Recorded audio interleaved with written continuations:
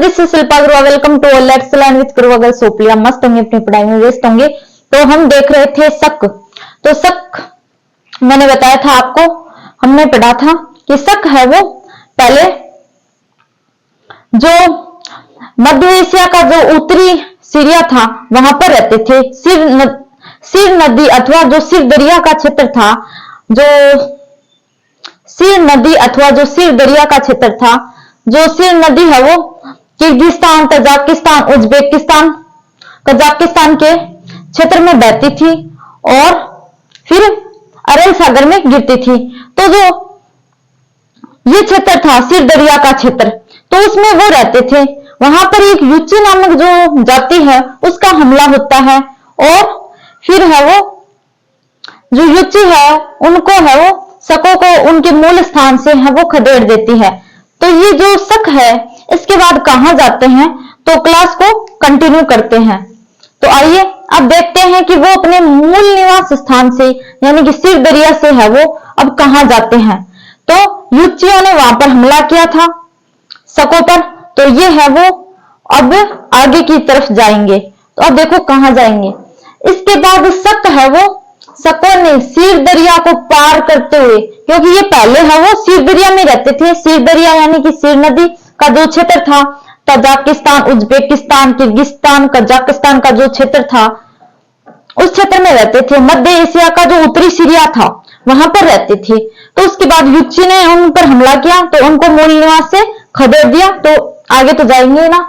तो इसके बाद शकों ने ओबियसली सिर नदी क्षेत्र में रहते थे। सिर दरिया या फिर सिर नदी के क्षेत्र में रहते थे, तो सबसे पहले उसे ही पार करेंगे। तो सिर दरिया को पार करते हुए जो बल्लख यानी कि बैक्टीरियाई क्षेत्र में शरण ली और अपनी वीरता और योग्यता के बल पर शीघ्र ही शकों ने इस क्षेत्र पर अपना अधिकार कर लिया। अब बैक्टीरियाई का यह क्षेत्र इस समय तक यूनानियों के नियंत्रण में था।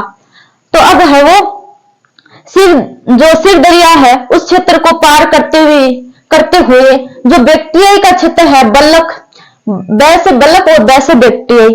तो बल्लख जो बैक्टीरियाई का क्षेत्र है, बल्लख जो कि बैक्टीरिया का क्षेत्र है, यहाँ पर ये शरण लेते हैं और अपनी वीरता और योग्यता के बल पर इस क्षेत्र पर अपना साम्राज्य है वो स्थापित कर लेते हैं। और बैक्टीरिया क्षेत्र पर पहले किसका अधिकार था? यूनानियों का। तो अधिकार कर लेते हैं। बैक्टीरिया का यह क्षेत्र इस समय तक यूनानियों के नियंत्रण में था, यानी कि अब है वो शकों का क्षेत्र ये हो चुका है। पहले यहाँ पर जो बैक्टीरिया पर है वो यूनानियों का शासन था, जो हमने पहले देखा था कि वहां पर डेमेट्रियस और जो ये सेल्यूकोस चतुर्थर ये रहते थे बैक्टीरिया का क्षेत्र। अब देखो अब यहाँ पर जो है शक है वो अपनी वीरता और योग्यता के बल पर यहाँ पर अपना साम्राज्य है वो स्थापित कर लेते हैं। किंतु पुनः युची जाति ने शकों को पराजित करते हुए यहां से विस्थापित कर दिया। तो भाई यहाँ पर भी ये है वो शकों का पीछा कर रही है युची जाति। पहले तो सिर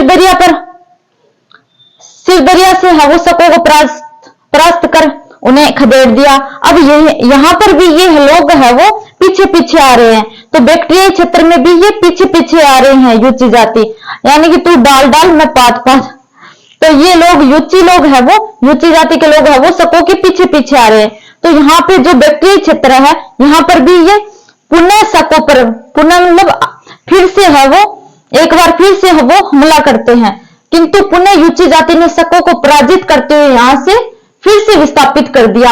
एक बार पुनः है वो बैक्टीरिया क्षेत्र भी इनसे छीन लिया। अब देखो इसके बाद शकों ने 2 शाखाओं में भारत की तरफ प्रस्थान किया। तो भाई पहले सिर दरिया से निकाला गया इनको युचियों के द्वारा, युची ने विस्थापित कर दिया। ये बेचारे बैक्टीरिया क्षेत्र में आए। अब बैक्टीरिया से भी इन्हें खदेड़ कर युचियों ने निकाल दिया, मतलब पीछा कर रहे हैं। अब देखो इसके बाद है वो जो शक है वो 2 शाखाओं में भारत की तरफ दो शाखाओं में भारत की तरफ है वो प्रस्थान करते हैं। अब देखो वो कौन कौन सी है। देखो इसमें एक शाखा में कपिसा पर अधिकार कर लिया। जो एक शाखा थी, पहली शाखा थी, उसने कपिसा पर अधिकार कर लिया। कपिसा है वो वर्तमान का जो अफगानिस्तान है में स्थित एक प्रांत था। मतलब जो शक है वो दो शाखाओं में भारत की तरफ प्रस्थान करते हैं।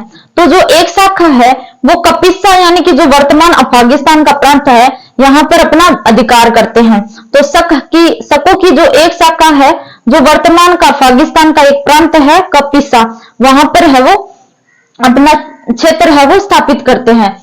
प्राचीन चीनी ग्रंथों में कपिसा को कीपिन से संबोधित किया गया है। जो प्राचीन चीनी ग्रंथ है उसमें जो कपिसा स्थान है अफगानिस्तान का एक प्रांत है उसको है वो कीपिन नाम से संबोधित किया गया है। तो हम है वो पढ़ रहे हैं चीनी ग्रंथों के अनुसार शक कौन थे। तो चीनी ग्रंथों के अनुसार शक कौन थे, तो क्योंकि जो ये जानकारी हमें जितनी भी मिल रही है वो चीनी ग्रंथों के अनुसार है, यानी कि चीनी ग्रंथों के अनुसार हम पढ़ रहे हैं कि जो शक थे वो सिर दरिया के क्षेत्र से संबंधित थे, सिर दरिया के क्षेत्र में रहते थे जो कि था कजाकिस्तान, किर्गिस्तान, उज्बेकिस्तान वाला स्थान। तो यहाँ पर जो मध्य एशिया का जो उत्तरी सीरिया हिस्सा था यहाँ पर पहले जो शक थे वो रहते थे। तो ये सारी जो जानकारी है वो हमें कहां से मिल रही है, चीनी ग्रंथों से। तो चीनी ग्रंथों में है वो कपिसा को कीपिन नाम से संबोधित किया गया है। अब देखो शकों की दूसरी शाखा है वो कहां जाती है, तो शकों की दूसरी शाखा है वो ईरान की ओर प्रस्थान करती है।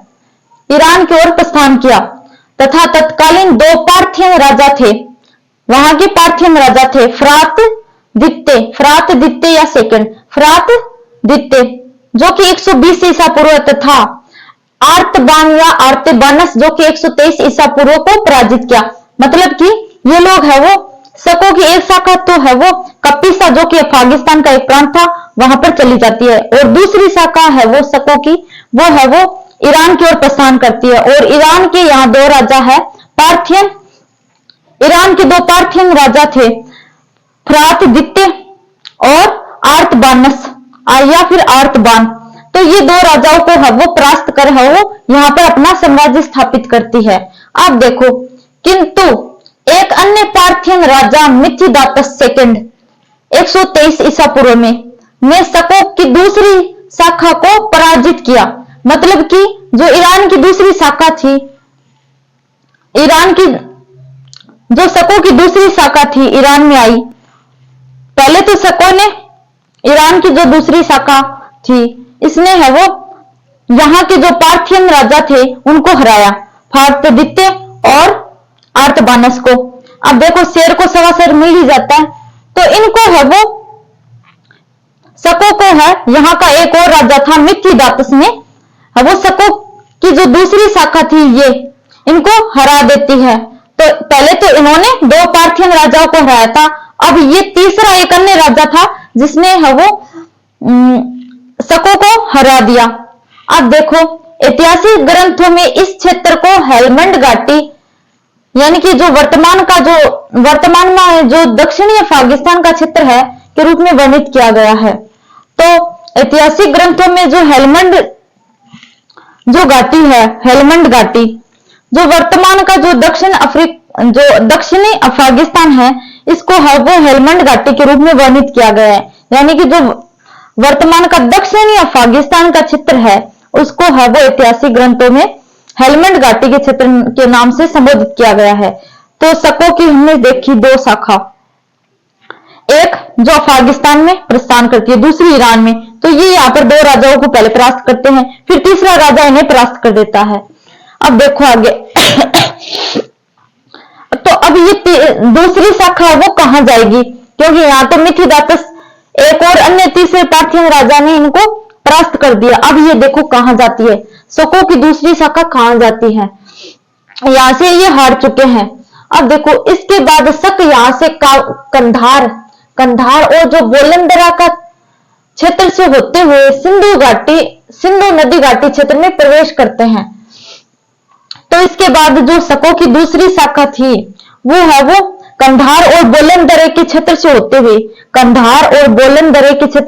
हुए सिंधु नदी घाटी क्षेत्र में प्रवेश करती है और इससे है वो तथा यहाँ स्थायी निवास बना लेती है और यहाँ पर स्थायी रूप से निवास करने लग जाती है। अब देखो शकों के संपर्क में आने के कारण शकों के संपर्क में आने के कारण ही जो इस क्षेत्र को है वो शकद्वीप के नाम से संबोधित किया गया। अब ये यहाँ सिंधु नदी का घाटी का जो क्षेत्र था, यहाँ पर ये स्थायी रूप से निवास करने लग जाते हैं, इसी कारण इस क्षेत्र को है वो शकद्वीप नाम से संबोधित किया गया था। अब देखो, इस प्रकार शकों ने पूर्वी ईरान से होते हुए भारत के में प्रवेश किया तथा पश्चिमोत्तर में हिंद यवन साम्राज्य को समाप्त कर उत्तर और पश्चिमोत्तर भारत के एक बड़े भूभाग पर अपना शासन स्थापित किया। तो अब ये कहां से प्रवेश करेंगे भारत में? तो ये पूर्वी ईरान से होते हुए भारत में प्रवेश करते हैं। तो यहाँ पर जो पहले हिंद यवन जो शासक अपना शासन चला रहे थे, उनको परास्त कर है वो, उनको समाप्त कर है वो, ये यहाँ पर जो भारत का जो उत्तर और पश्चिमोत्तर का क्षेत्र था, इसके बड़े भूभाग पर अपना साम्राज्य वो स्थापित करते हैं। मतलब कि अब इस प्रकार शकों ने पूर्वी ईरान से होते हुए भारत में प्रवेश लिया, पूर्वी ईरान से होते हुए भारत में प्रवेश लेते हैं। और यहाँ पर पहले हिंद यवन इंडो ग्रीक है वो शासन कर रहे थे, आपको पता है। तो फिर उनको परास्त करके ये लोग है वो भारत के एक बड़े भूभाग यानी कि उत्तर और पश्चिमोत्तर भारत पर अपना साम्राज्य वो स्थापित कर लेते हैं। अब देखो, उल्लेखनीय है कि भारत की ओर स्वाभाविक रूप से शकों की 5 शाखाओं ने प्रस्थान किया, जिसमें 4 शाखाएं भारत में प्रवेश करती है, जबकि एक शाखा है वो चीनी ग्रंथों के अनुसार कुछ ग्रंथों के अनुसार अफगानिस्तान चली जाती है। तो ऐसा माना जाता है, इतिहासकारों के अनुसार उल्लेखनीय है कि है वो शकों की 5 शाखाएं होती हैं, जिसमें 4 शाखाएं तो भारत की ओर प्रवेश करती है, भारत की ओर आती है, और एक शाखा है वो अफगानिस्तान की ओर चली जाती है। तो इतनी सारी जानकारी है वो हम पढ़ रहे थे चीनी ग्रंथों के अनुसार, कि चीनी ग्रंथ बताते हैं कि शक है वो जो सिक्ति है से संबंधित है, और ये सिर दरिया का जो क्षेत्र था जहां से सिर नदी बहती थी, जो कजाकिस्तान, किर्गिस्तान और जो तुर्कमेनिस्तान, उज्बेकिस्तान का क्षेत्र था, वहां पर पहले रहती थी। उसके बाद यूची लोगों ने इन पर, यूची नामक जो जाति थी, उन्होंने आक्रमण किया। इसके बाद ये ईरान आते हैं, ईरान में भी बैक्ट्रिया आते हैं, बैक्ट्रियाई क्षेत्र में आते हैं। तो बैक्ट्रियाई क्षेत्र में भी यूचीन का पीछा करते हुए उनको खदेड़ देते हैं। फिर ये लोग है वो भारत की तरफ प्रस्थान करते हैं 2 शाखाओं में। एक शाखा तो आती है जो कि अफगानिस्तान का जो कपिसा क्षेत्र था, वहां पर अपना शासन स्थापित करती है। जो दूसरी शाखा थी वो ईरान में जाती है। ईरान के 2 राजाओं, पार्थियन राजाओं फ्रातदित्य और आर्तेबोनस को परास्त कर अपना शासन स्थापित करती है। लेकिन तीसरा एक अन्य राजा आता है, पार्थियन ही राजा आता है, वो भी मिथिदातस सेकंड। तो मिथिदातस सेकंड ने इनको खदेड़ दिया, इनको भगा दिया। तो ये फिर है वो जो कंधार और जो ये बोलन दरे के क्षेत्र से होते हुए सिंधु नदी घाटी के क्षेत्र में अपना स्थायी रूप से रहने लगती है, यहाँ पर अपना क्षेत्र स्थापित करती है। फिर है वो धीरे धीरे है वो जो यहाँ स्थायी रूप से निवास करने लग जाती है, तो इस क्षेत्र को शकद्वीप के नाम से जाना जाता है। फिर इस प्रकार है वो जो ये शक है वो पूर्वी ईरान से होते हुए भारत में प्रवेश करते हैं और हिंद यवनों का साम्राज्य समाप्त कर अपना साम्राज्य स्थापित करते हैं और भारत के एक बड़े भूभाग पर अपना साम्राज्य स्थापित करते हैं। तो जो कल देखेंगे हम वो देखेंगे भारतीय ग्रंथों के अनुसार। तो भारतीय ग्रंथ क्या बोलते हैं कि शक कौन थे भाई, कहां से आए? तो भारतीय ग्रंथों के अनुसार कल देखेंगे कि शक कौन थे। तो मिलते